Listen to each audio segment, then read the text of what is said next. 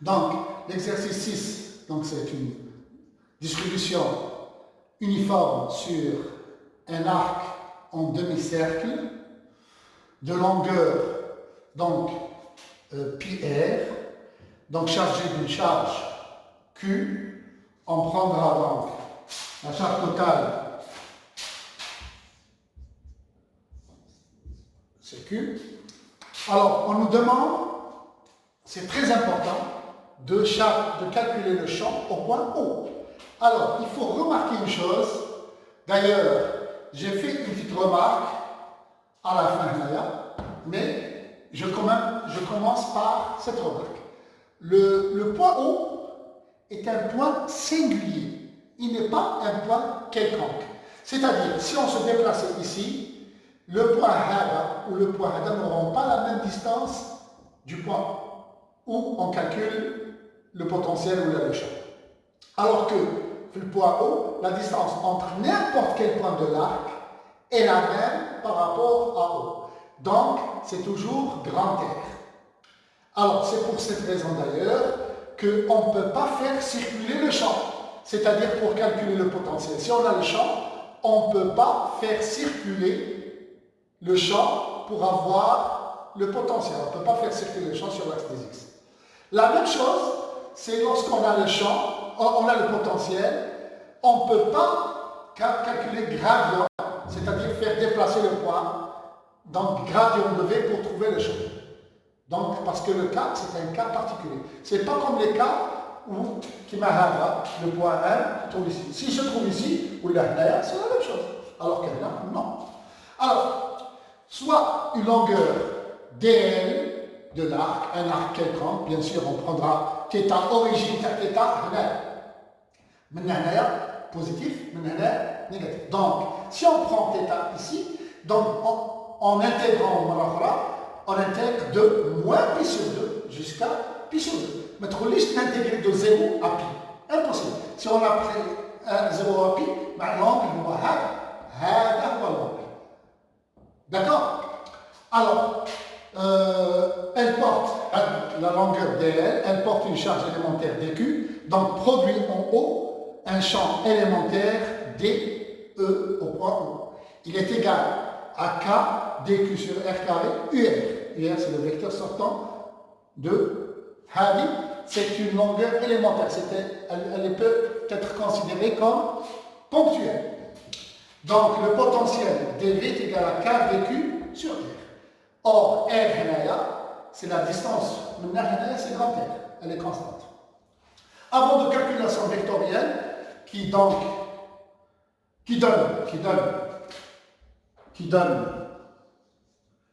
E0, il faut remarquer qu'il y a symétrie par rapport à X.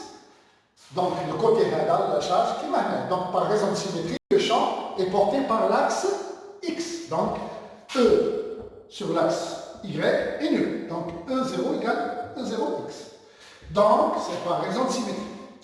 On intègre DOX avec DOX égale à DEO cosinus θ. Projection TDO sur R. Et donc, lambda DL, DQ c'est lambda DL. DL c'est quoi? La longueur de l'arc, c'est R, petit r, la distance fois dθ. Dθ, il y a une vecteur c'est la dit. Et comme là, c'est petit r est égal à grand R, donc R dθ. Alors, avec lambda, il ne faut pas l'oublier, c'est la charge totale Q divisée par la longueur du demi-cercle qui est égal à pi r. Donc, E0 est égal à tout ça. Et donc, on intègre la seule variable ici, c'est lambda. Elle est donc intégrée entre moins pi sur 2 et pi sur 2. On trouvera E0 égale à KQ R carré fois I comme vecteur. Pour le potentiel, on a dV égale K dQ. La même chose, V au point O, c'est l'intégrale de θ de moins pi sur 2 jusqu'à pi sur 2. Et on trouvera K pi lambda, donc KQ sur R. Donc, la remarque que j'ai faite tout à l'heure, le point O est un point particulier. Tous les points de l'arc sont à équidistance de O. C'est pour cela qu'on ne peut pas déduire le potentiel du champ, ni le champ du potentiel, en utilisant soit Hadi, soit Hadi. Donc, Hadou Forget it. C'est ce qu'on a demandé pour l'exercice 6. Pour l'exercice 7, donc on a une spire, on a l'axe de la spire, on nous demande de calculer le champ et le potentiel, puis le champ, et on déduit le champ au point M qui se trouve sur l'axe de la spire.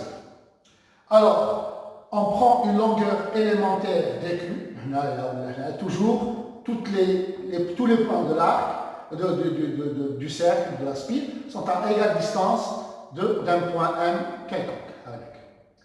Donc, on forme Kindoro, c'est comme si on formait un cône. Donc, toujours la même distance. Donc, soit une longueur dl de la spire portant une charge élémentaire dq, elle produit en M un potentiel dV égal à K dq sur R. Pour avoir un potentiel total, on intègre dV sur la spire.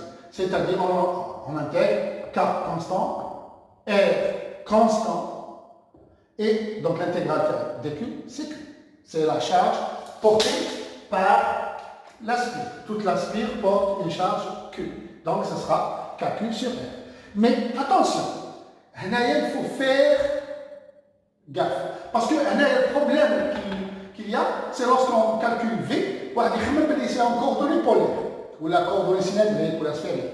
Attention, R, on ne le laisse pas parce qu'on est en train de calculer par rapport à une distance X, Y, donc en coordonnée cartésienne. Donc, R, c'est quoi? C'est R carré plus X carré, sous la racine. Donc, V s'écrit comme ça. Le champ, on le déduit à partir du potentiel. Donc, c'est moins gradient V. V connu, E inconnu. Si on avait E connu, V inconnu, donc on aurait utilisé dV égale à moins E dR, circulation du champ. Donc, puisque V est connu, donc est égal à moins. Le gradient, c'est la dérivée partielle en composante, dérivée partielle par rapport à X, par rapport à Y, par rapport à Z. Donc, qui sont des composantes EX, EY et EZ. C'est pour cela qu'on a dit qu'il faut exprimer V en coordonnées polaires. Mais V, on l'a vu, que c'était une fonction uniquement de X. Et donc, EY égale à 0, EZ égale à 0. Donc, E est égal à EX. Donc, c'est moins dV, D droit, mais chez des rangs. On trouve par intégration que on intègre la valeur algébrique sans le I, tout simplement. Et on mettra à la fin I. Alors, donc, c'est KQ X sur X carré puissance une intégration. Oui, la variable, la seule variable, c'est X. On remarque que qu'on aurait pu nous demander E, puis en déduire V. Dans ce cas, il faut remarquer avant, ça sera le plus difficile, de calculer le champ, puis le potentiel, c'est plus difficile. Parce qu'il faut remarquer qu'il y a la raison de symétrie, le champ est porté par l'axe des X. Et on a DE est égal à DE UR, qui est égal à ça. Et puis, on fait une projection, on calcule DEX. En projetant, cosinus. Le cosinus, c'est quoi? Cosinus θ, c'est quoi? C'est X sur R. C'est la longueur sur R. Et donc, on a besoin, donc on aura ça. Et comme E est égal à X, on peut, en intégrant dx, trouver que EX est égal à KQX sur X carré plus R carré puissance 3 C'est parce que Q, c'était la seule variable.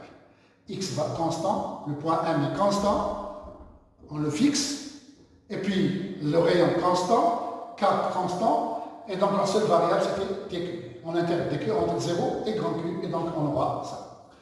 Bon, puis on utilise dv est égal à moins EDL, et comme E n'a de composante que suivant X, donc c'est moins E et X. On intègre par rapport à X, on trouve V est égal à KQ sur X carré. Pour la troisième question, il on déplace la charge Q à partir du centre. C'est-à-dire, on déplace le champ. Nul. L'aspire, on chauffe en coupe.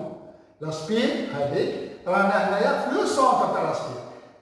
Donnons la charge, une charge Q', une charge Q négative. il y a deux cas, charge négative ou positive. Si la charge est positive, qu'il donnera le champ positif, la charge positive, il y a une force qui l'éloigne, et donc elle va s'éloigner à l'infini. Mais si elle est négative, la force, pour les contraires au champ, le champ direct là, la force dit dans le sens inverse. Maintenant, c'est une force de rappel. Donc, une fois déplacée sur l'axe x plus x, elle sera soumise à F. F est égal à Q fois EX. Et donc, puisque Q positive et Q sera négative, F est contraire à E. Donc, F est une force de rappel vers haut. Elle rappelle vers haut. لكن déplacer donc F est égal à K, c'est la charge fois le champ. F est une valeur Q, K positif, X positif, X positif, grand Q positif, Q négatif, F négatif. Donc si grand X est très petit par rapport à F, c'est-à-dire on la déplace d'une petite distance, on négligera, donc x carré est négligeable devant r carré. Donc x carré plus r carré, c'est pratiquement r carré. Et donc f est égal à kq x là. Avec kq négatif. Un nombre négatif, on peut le symboliser par moins oméga carré. Et donc, d'après la loi, la relation fondamentale de la dynamique, la somme des forces est égale à ma. F, la somme des forces c'est la force électrique, qu'on vient de calculer. Donc, A, on divise par M, donc A est égal à F sur M, fois I. Et donc, Q, K, Q, X, fois I. Et donc, on va valeur algébrique, on élimine les vecteurs. On a A, la valeur algébrique de A, qui est la deuxième dérivée de X par rapport au temps. Alors, c'est égal à 1. Et comme K, Q est négatif, on peut la mettre sous la forme de moins oméga carré, avec oméga une valeur positive. Donc, oméga, c'est la pulsation. Donc, on aura A égale à 1. C'est une équation différentielle caractéristique qui a un mouvement sinusoïdal. On termine. Donc, la solution est un mouvement sinusoïdal, donc périodique, et de période T égale à 2pi sur oméga, avec oméga, la valeur absolue et qui est positive. Donc 2pi racine de moins mr cube sur kq. Il ne faut pas oublier qu'il y a des Q négatifs, donc le résultat est ce qu'il y a à l'intérieur est défini. Et donc le résultat est égal